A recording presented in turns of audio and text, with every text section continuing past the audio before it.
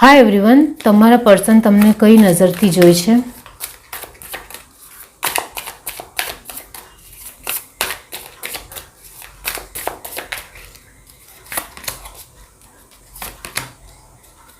तमारा पर्सन तमने ए नजर थी जोई छे कि तमे घणी बधी सिच्युएशन ने टेकल करीने અહીં સુધી પહોંચ્યા છો, જેના કારણે તમારામાં ખૂબ જ અનુભવ છે, ખૂબ જ નોલેજ છે અને ખૂબ જ ખુદને સંભાળવાની ક્ષમતા છે અને એ વાતથી તે ખૂબ જ ઇમ્પ્રેસ પણ છે। અહીં એ નજર આવે છે કે તમે બુદ્ધિથી કામ લેવાવાળા એક પ્રેક્ટિકલ પર્સન બની ચૂક્યા છો।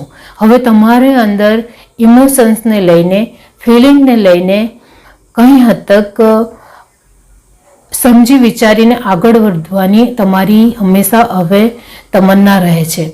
હવે તમે એમ જ કેઝ્યુઅલ રિલેશનશિપમાં આવવા નથી માંગતા। તમે હવે એક સ્ટ્રોંગ ઇમોશન્સ જે પર્સન સમજી શકે એવા પર્સન સાથે તમે હવે આગળ વધવા માંગો છો, એમને એવું લાગે છે।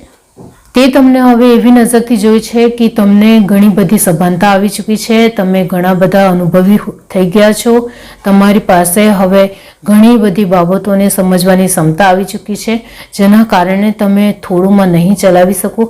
તમને પૂરી તરીકેથી એક સ્ટ્રોંગ, પાવરફુલ અને જે એક ડીપ રિલેશનશિપ આપી શકે તેવા પર્સન સાથે જ તમે સારી રીતે ડીલ કરી શકશો, જે તમને ખૂબ જ ઉપરી તौर પર જ એક સારું મહેસૂસ કરાવવાની કોશિશ કરે તેવા પર્સન સાથે તમે નહીં જોડશો એવું એમને લાગે છે, જેના કારણે તે તમને એપ્રિશિએટ કરે છે કે તમે હવે ઘણી બધી બાબતોને લઈને જાગૃત થઈ ચૂક્યા છો।